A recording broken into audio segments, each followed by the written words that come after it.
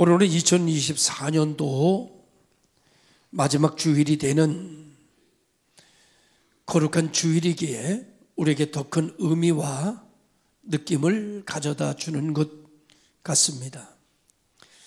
하나님께서 우리들에게 주신 은혜를 생각하면 이루 말할 수 없이 감격적이고 감동적인 예배입니다. 여러분들도 그렇겠지만 저도 연초에 천해가 시작이 되고 첫 해의 임명이 시작되고 그러고 나면 근심과 걱정 한 다발 끌어안고 몸부림치게 되어 있습니다. 이 한 해가 어떻게 될 것인가? 잘 갈 수 있을까? 잘 감당할 수 있을까 우리가? 그런 생각에 두렵기도 하고 떨리기도 합니다. 그런데 오늘 이 마지막 주일이 되면 우리가 염려하는 대로 되는 것이 아니라 걱정하는 대로 되는 것이 아니라 하나님의 은혜와 섭리 가운데 마지막 주일을 맞이하며 또 한 해 하나님께서 은혜 주셨구나. 또 한 해 하나님 지켜주셨구나. 또 한 해 하나님 축복해 주셨구나. 이런 생각에 무한한 감동과 감격이 마음속에 밀려옴을 어찌할 바를 모르겠습니다. 여러분의 마음과 제 마음이 이와 같은 마음으로 오늘 이 자리에 하나님께 예배하며 하나님께 감사하고 하나님께 영광을 돌리는 시간이 되는 줄로 믿습니다. 우리의 삶 속에서 가장 중요한 것은 하나님의 은혜를 잊지 않고 기억하는 것일 겁니다. 우리 모든 사람들은 은혜로 살고 은혜 가운데 왔다가 은혜 가운데 하나님께로 떠나갑니다. 그러나 한 해를 마칠 때쯤 되면 사람은 은혜를 기억하고 기념하기보다는 아팠던 일들과 힘들었던 일들을 기념하고 낙심하고 좌절하고 절망하는 이들이 훨씬 더 많을 것 같습니다. 그러나 하나님께서 택하신 하나님의 백성들은 은혜를 기억하여 오늘 내가 나된 것은 하나님의 은혜로다. 이렇게 고백하는 은혜가 충만한 성도들, 가정들 되기를 주님의 이름으로 축원합니다. 왜냐하면 우리가 눈에 보이지 않아도, 우리가 느껴지지 않아도, 손에 잡히지 않아도 우리의 삶의 모든 순간은 하나님의 도우심이 있었기 때문입니다. 하나님께서 도와주셨기 때문에 오늘 우리가 무탈할 수 있었고, 하나님께서 도와주셨기 때문에 견뎌낼 수 있었고, 하나님께서 도와주셨기 때문에 내가 살아날 수 있었다라고 하는 고백이 우리들의 신앙 고백인 줄로 믿습니다. 사무엘서 7장 12절에서 14절의 말씀을 보면 에베네셀이라고 하는 단어가 나오는데, 이 에베네셀이라고 하는 도는 이 뜻은 도움의 돌이라는 뜻입니다. 그래서 이 돌을 세우면서 사무엘은 이렇게 고백합니다. 하나님께서 여기까지 우리를 도우셨다. 오늘 사무엘의 고백과 제 고백이 동일합니다. 하나님께서 여기까지 우리를 도우셨다. 이거는 단순하게 하나님이 도와주셨다라고 하는 의미를 넘어서 하나님께서 과거와 현재 그리고 미래를 어떻게 붙들고 계시는지를 나타내는 그런 고백이기도 합니다. 에베네셀이라고 하는 도움돌을 생각하면서 하나님께서 우리를 어떻게 도우셨는지, 어떻게 도와가시는지 이 의미를 가슴에 새기고 2024년도 주일을 마감하고자 합니다. 오늘 여기 성경에서 제일 먼저 나오는 말은 여기까지라는 말입니다. 사무엘이 돌을 세우면서 고백한 첫 번째 말이 여기까지인데, 이 여기까지라는 말 속에는 이스라엘 백성들이 겪었던 모든 여정이 응축되어 있다고 볼 수 있습니다. 여기까지 단순히 이 순간만을 가리키는 것이 아니라 과거부터 지금까지 우리가 살아온 여정에 대해서 이야기하면서 사무엘은 여기까지라고 말합니다. 이 여기까지라고 하는 말 자체가 얼마나 감격적이고 감동적이고 은혜로운지 모릅니다. 여기까지라고 하는 말은 첫 번째 어떤 뜻을 담겨져 있는가 하면은 과거를 돌아보는 시선, 하나님께서 우리를 어떻게 도우셨는지 하나님의 손길을 바라보는 역사, 오늘에게 내가 나된 것은 하나님의 은혜로다라는 고백의 흔적, 이런 것들을 생각나게 하는 말입니다. 과거를 떠올리면 여러분 여기까지 그냥 순탄하게 온 것이 아닙니다. 사무엘상 4장을 보면 여러분 블레셋과 전쟁이 일어납니다. 그런데 이스라엘이 패전합니다. 패전하는 것뿐만 아니라 수많은 사람이 이때에 전사합니다. 그리고 어떤 역사까지 있는가 하면은요, 하나님의 임재를 상징하고 하나님의 영광을 상징하는 법궤를 빼앗깁니다. 이스라엘 민족은 하나님의 법궤를 빼앗기면서 이들은 절망합니다. 탄식합니다. 그리고 낙심합니다. 그런데 이스라엘 민족이 절망하고 탄식하고 낙심하는 중에도 하나님께서는 역사하고 계셨습니다. 하나님은 일하고 계셨습니다. 전쟁은 이스라엘 민족에게 속한 것이 아니라 전쟁은 하나님께 속한 것이었습니다. 눈에 보기에는 이스라엘에게 속한 전쟁이었으나 눈에 보이지 않는 영적 세계 속에서는 하나님께 속한 것이었습니다. 하나님의 법궤를 눈에 보기에는 이스라엘에게 빼앗겼습니다. 그런데 하나님의 법궤를 가져간 그 나라에는 재앙이 임하기 시작했습니다. 전염병이 돌기 시작했어요. 수많은 사람들이 떼죽음을 당합니다. 도저히 하나님의 법궤를 거기 머물게 할 수가 없습니다. 다른 지역으로 옮겨봤지만 다른 지역에도 마찬가지였습니다. 법궤를 더 이상 감당할 수가 없었습니다. 왜? 법궤는 하나님을 상징하는데 하나님은 블레셋과 지금도 전쟁하고 있었습니다. 이스라엘 민족과 블레셋과의 전쟁은 패전으로 끝났지만 하나님이 패전으로 끝난 건 아니었습니다. 하나님은 지금도 블레셋 중앙에서 블레셋과 전쟁을 하고 계셨습니다. 그리고 하나님은 블레셋을 이기고 계셨습니다. 이스라엘 민족이 낙심하고 있을 때 블레셋에서 연락이 옵니다. 너희의 신, 여호와의 신을 상징하는 법궤를 가져가라. 법궤를 감당할 수가 없었습니다. 왜냐하면 하나님이 이스라엘을 위해서 싸우고 계셨기 때문입니다. 오늘 우리가 사무엘서 7장과 4장과 같이 겪는 분들이 있을 겁니다. 패전하고 몸 아프고 가난하고 기도하는 대로 되지 않고 멸망하고 힘들고 이런 일들을 지금 끌어안고 있는 분들이 있을 것입니다. 그러나 하나님은 오늘도 나를 위해서 일하고 계시다는 사실을 믿으시기를 주님의 이름으로 축복합니다. 이 사장에서 백전백패했던 이 사장의 고통이 조금 기다리니까 7장으로 옮겨갑니다.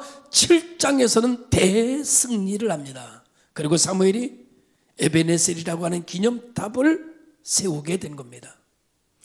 여러분 지금 4장을 살고 계신 분 계십니까? 낙심하지 마십시오. 조금 있으면 7장이 될 줄로 믿습니다. 에베네셀이라고 하는 이름을 여러분이 갖게 될 줄로 믿습니다. 지난주에 벌교에 있는 우리 노회교회가 불이 났습니다. 그래서 강단이 전혀 다 타버리고 말았습니다. 우리 목회자들의 단톡이 있는데 거기에 보니까는 다 위로의 말입니다. 어떻게 하면 좋습니까? 힘내세요. 뭐 이런 얘기를 듣고. 그 순간 보는 순간 하나님께서 저에게 주시는 감동이 있었습니다. 이거는 재앙이 아니라 축복의 전조 증상이다. 강력한 이 마음이 내게 사로잡혔습니다. 제가 그 단톡에다가 문자를 남기려다가 그럼 안 되겠다 싶어서 개인 톡에다가 문자로 그 목사님에게 글을 남겼습니다. 낙심하지 마십시오. 하나님이 축복하시는 교회는 반드시 전조증상이 있습니다. 그것이 고난입니다. 반드시 교회가 부흥하려고 합니다. 목사님을 하나님이 들어 쓰시기 위한 전조증상입니다. 이것은 재앙이 아니라 축복입니다. 감사하시기 바랍니다. 이렇게 문자를 날렸습니다. 그 문자에 목사님 감사합니다. 문자가 당도했습니다. 바로 전화했습니다. 목사님 바로 받으시더라고요. 목사님 문자대로입니다. 하나님께서 당신의 교회에, 꿈이 있는 교회에 화제가 되어 전소됐다는 소식을 듣자 하나님께서 제 마음속에 감동하셨습니다. 이것은 재앙이 아니라 축복이다. 이것은 고난이 아니라 축복의 전조 증상이다. 하나님께서 내게 감동을 주셨습니다. 그랬더니 목사님 말씀합니다. 예, 그렇게 믿고 가야겠죠. 아니, 그렇게 믿는 게 아니라 사실입니다. 하나님 그렇게 인도하실 것입니다. 그리고 기뻐하십시오. 교인들과 함께 즐거워하십시오. 그리고 춤추며 노래하십시오.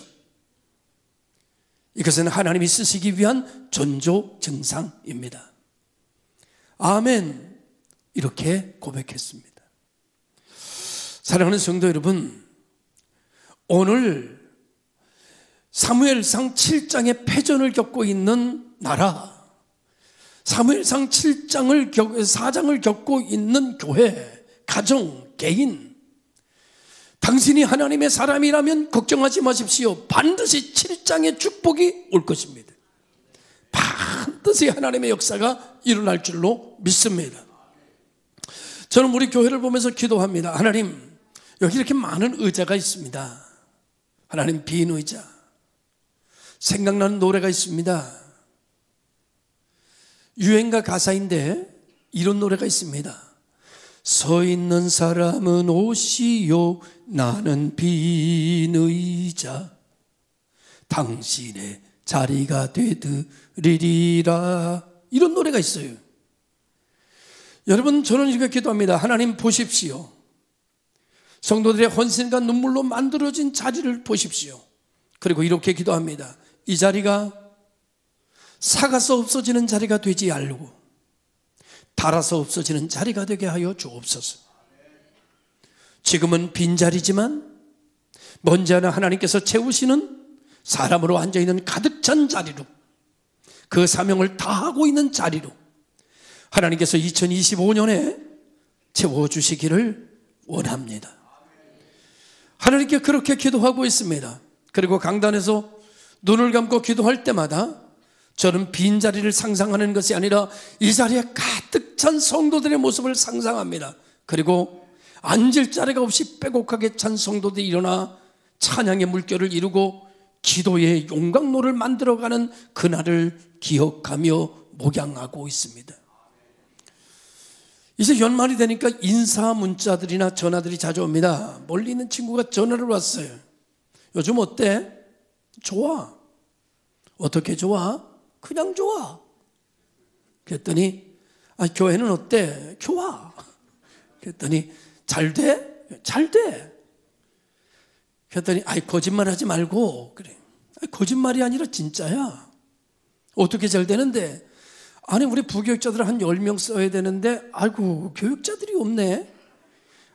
새가족들 신방하는 일에 혼자 다 못할 것 같고 그냥 부교육자들 한 10명 정도는 있어야 될 것 같은데 부교육자들이 좀 없어 큰일이야. 그랬더니 이 사람 거짓말하지 말고 솔직하게 얘기해. 솔직한 얘기야. 믿어지지 않는 것 같았습니다. 그런데 저는 교회는 거짓말하는 게 아니라, 여러분, 교회는 믿음으로 말해야 된다고 알고 있습니다. 믿음으로 말하는 겁니다. 저는 이 자리가 가득 채워지기를 바랍니다. 믿습니다. 나 혼자 신방을 다 못해가지고 부교육자들, 부목사들이 10명쯤 필요한 교회가 될 것이라고 믿습니다.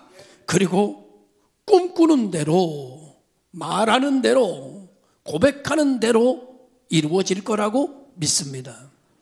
사람의 말은 여러분 말하는 대로 커집니다. 여러분, 슬픔을 말하기 시작하면 처음에는 슬픔을 말로 합니다. 조금 그 말을 계속하다 보면 슬픔이 커집니다. 그래서 눈물이 납니다. 목이 맵니다. 나중에는 그 슬픔이 커져서 나를 집어삼켜버리고 맙니다. 그리고 분노를 창출해내기 시작합니다. 사람은 어떤 말을 하느냐에 따라서 말하는 대로 커집니다. 감사를 말하면 감사가 커집니다. 기쁨을 말하면 기쁨이 커집니다. 믿음을 말하면 믿음이 커집니다. 간증을 하면 간증이 커집니다. 그러나 여러분, 절망을 말하면 절망이 커집니다. 탄식을 말하면 탄식이 커집니다. 불평을 말하면 불평이 커집니다. 말하는 대로 커집니다. 이제 우리는 이 한 해를 마무리하려고 합니다. 여러분, 어떤 말을 하고 싶으십니까? 중요한 것을 기억하십시오. 당신이 말하는 대로 된다는 거. 또 한 가지, 말하는 게 커진다는 거. 여러분 믿으시기를 주님의 이름으로 축원합니다. 하나님께서 여기까지 도우셨다. 감동이 커집니다. 믿음이 커집니다. 기쁨이 커집니다. 감사가 커집니다. 하나님이 여기까지 나를 도우셨다. 하나님이 여기까지 나를 도우셨다. 오 하나님 감사합니다. 오늘 우리는 이런 고백이 이 한 해의 고백으로 마무리되어져 가는 우리 복있는 교회 성도들이 되기를 주님의 이름으로 축원합니다. 여러분, 과거가 되돌아보면 하나님의 은혜였습니다. 그러나 또 한 가지, 사무엘상 4장의 고통이 결국은 사무엘서 7장에서 승전고를 울리는 결과를 나타냈던 것처럼 과거가 하나님의 은혜요, 현재도 하나님의 은혜입니다. 하여 지금 이 자리가 하나님의 은혜의 자리입니다. 저는 우리 교회를 건축했습니다. 여러분과 함께. 정말 여러 가지 어려운 일들이 많았다는 거 여러분들도 알고 저도 압니다. 저는 한 해도 걱정 없이 시작한 해가 없습니다. 저는 한 해 한 해 살았습니다. 아니, 더 심각하게 말하면 저는 한 달 한 달로 살았습니다. 이보다 더 성전 건축하고 난 이후에 저는 하루하루 살았습니다. 저는 내일 생각할 수 없었습니다. 하루를 살 수 있으면 감사하게 여겼습니다. 한 달을 넘길 수 있었으면 감사했습니다.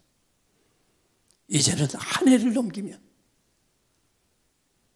감사하고 있습니다.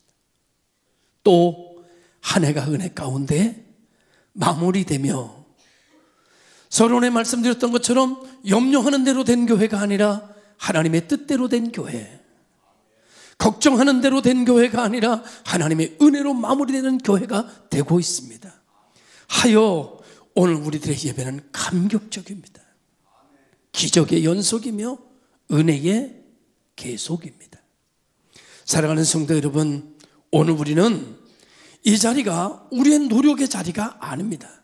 하나님의 은혜의 자리임을 믿습니다. 나는 오늘 하나님의 베푸신 그 기적 위에 서 있습니다. 저는 20년 동안 복 있는 교회 강단에 서 있을 거라고 생각하며 살아본 적이 없습니다.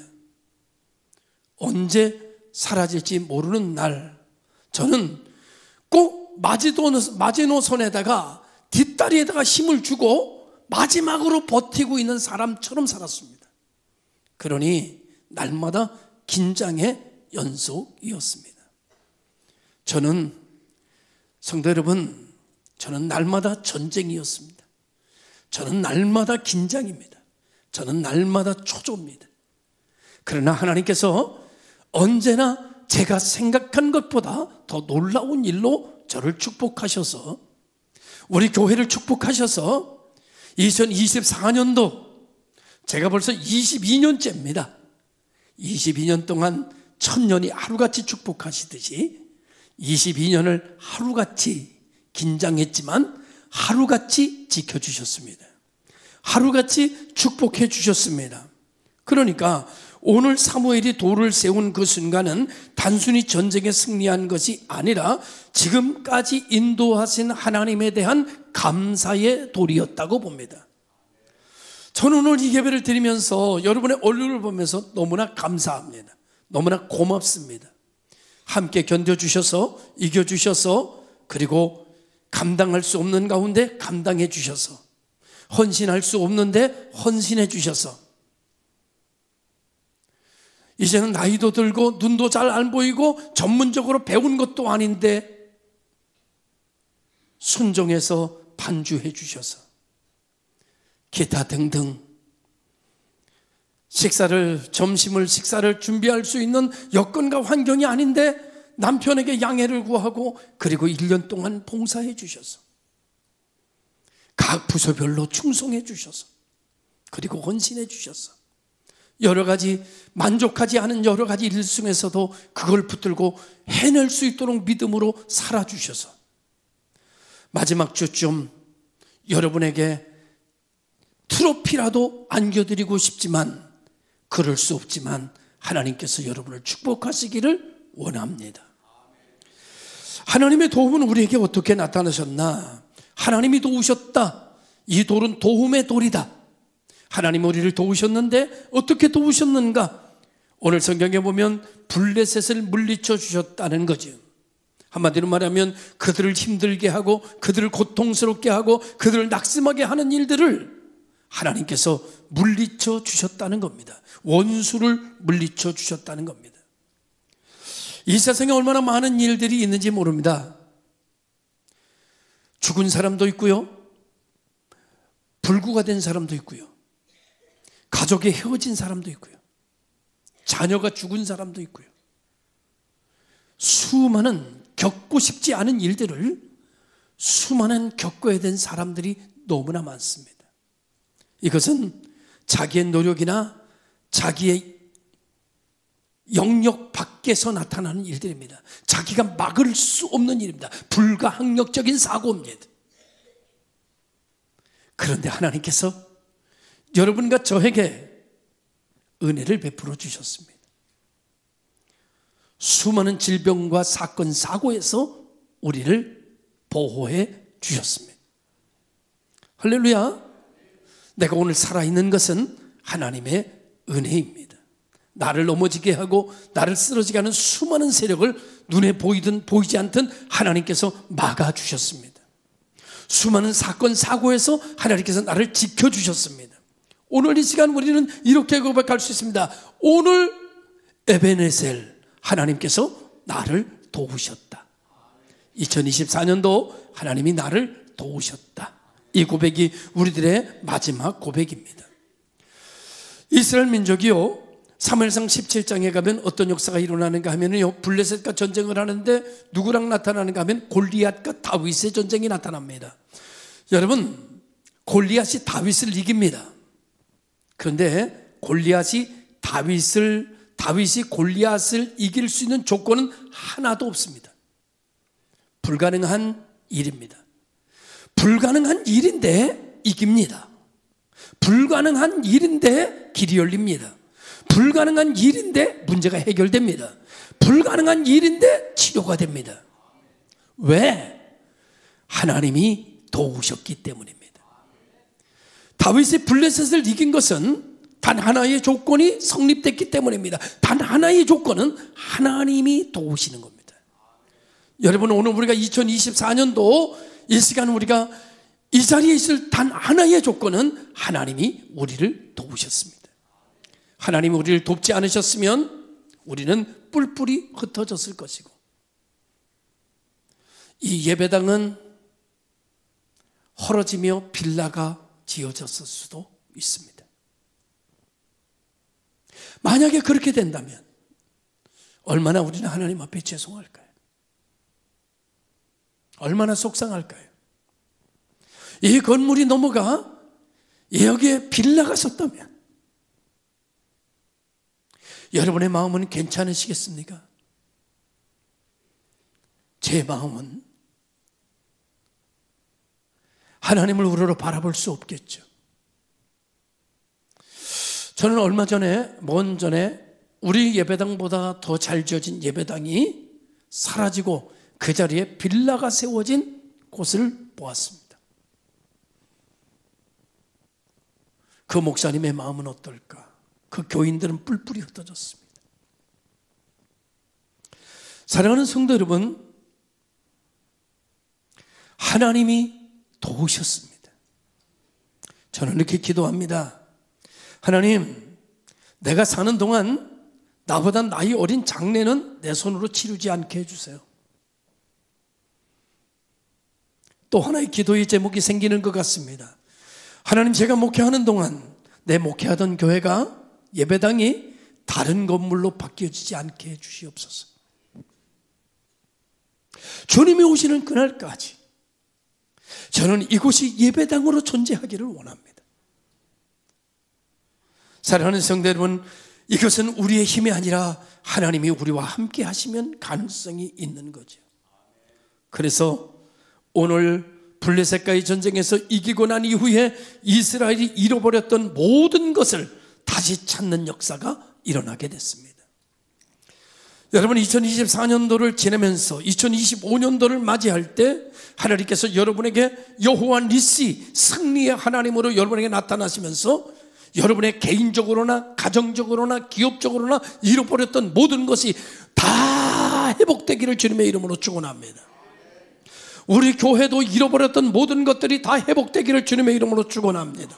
떠나갔던 사람들이 다시 돌아오는 해가 되기를 주님의 이름으로 축원합니다. 많은 수많은 사람들이 이 재단을 통하여 돌아와 여기에 기적이 일어나고 능력이 일어나고 찬양의 물결이 일어나기를 주님의 이름으로 축원합니다. 여기서 어린 아이들이 자라나고 청소년들이 자라나고 청년들이 자라나 다음 세대를 일궈 나가는 그런 복 있는 교회가 되기를 주님의 이름으로 축원합니다.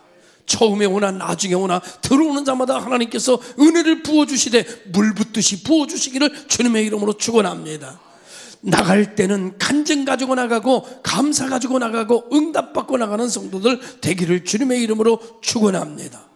이를 위해서 오늘 우리는 하나님 앞에 에베네셀, 감사의 돌을 세우는 분들이 되시기를 바랍니다. 감사의 표식을 남기는 분들이 되시기 바라요. 제가 언젠가 그런 말씀 드린 걸로 기억합니다. 여러분, 여행을 가거나 정말 여러분의 귀한 기념이 될 때는 그것을 생각나게 하는 표식을 만들어라.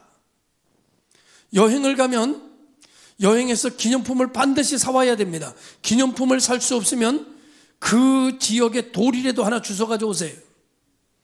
아니면 나무라도 하나 잘라 가져오세요. 그리고 여러분의 장식장에다 이렇게 갖다 놓으세요. 그러면은요, 여러분이 그 나무를 볼 때마다 그 여행지로 돌아갈 수 있습니다. 그 돌을 볼 때마다 그 여행지를 생각할 수 있습니다. 그러나 표식을 남기지 않으면 우리는 그 여행지를 잃어버리고 맙니다. 그 여행지를 생각할 수 있는 겨를이 없게 됩니다. 우리는 잊어버리는 존재입니다. 이스라엘 민족이 출애굽하는데 홍해 앞에서 출애굽했던 감격을 다 잃어버렸습니다. 홍해를 넘어서서 그들은 감격했지만 그들은 광야에 들어서면서 홍해의 기적을 잃어버렸습니다. 그들은 목마름을 통해서 모든 걸 잃어버렸고 반석에서 샘이 터졌지만 그 감격은 잠시고 또 다른 고난이 오자 그 은혜를 잊어버리고 말았습니다. 사람은 잃어버리는 존재입니다. 하여 오늘 사무엘 선지자는 전쟁의 표식을 남깁니다. 에베네셀, 하나님이 우리를 여기까지 도왔다. 이것을 볼 때마다 이스라엘 민족이 하나님을 기억합니다. 이것을 볼 때마다 감격적인 순간을 회상합니다. 이것을 볼 때마다 믿음이 생깁니다. 이걸 볼 때마다 두려움이 사라집니다. 이걸 볼 때마다 담대해집니다. 여러분, 은혜의 표식을 남기십시오. 결혼기념일만 성대하게, 육순, 칠순 성대하게 치르지 말고 세례받은 날도 성대하게 치르십시오. 여러분, 임직받은 날도 성대하게 치르십시오. 왜 그날은 여러분 기념일로 안 지키시는 겁니까? 얘들아, 다 모여라. 아빠가 장로로 임직받은 지 20년째란다. 아빠가 장로로 임직받은 지 10년째란다. 다들 모여라. 하나님 감사합니다. 귀한 직분을 내게 주셔서 감당했는데 하나님, 내가 열심히 하냐고 했는데 이런 은혜 주셔서 감사합니다. 자녀들에게 얘기합니다. 아빠가 장로로 살아가는데 최선을 다했지만 이런 부분이 부족했단다. 이런 부분들은 이제는 너희들이 이어갔으면 좋겠다. 아빠가, 엄마가 권사받은 지 지금 5년째다. 하나님께서 우리 가정을 이렇게 사랑하셨단다. 아무것도 아닌 나에게 하나님께서 권사로 임직해 주셨지. 그때 나는 이런 마음이 들었단다. 그리고 아이들에게 쭉 이야기를 하는 겁니다. 얼마나 좋을까? 얼마나 감사할까? 영적인 일에 표식을 남기고 영적인 일에 에베네셀의 돌을 세우고 영적인 일을 함께 나누고 기념일로 지켜나간다면 그 가정에 영적인 흐름이 흘러가지 않겠는가? 우리는 육신적인 기념만 하며 살아가는 어리석은 자입니다. 여러분에게 이렇게 말하죠. 목사님, 그러면 목사님 임직받은 거 기념하십니까? 저도 안 합니다.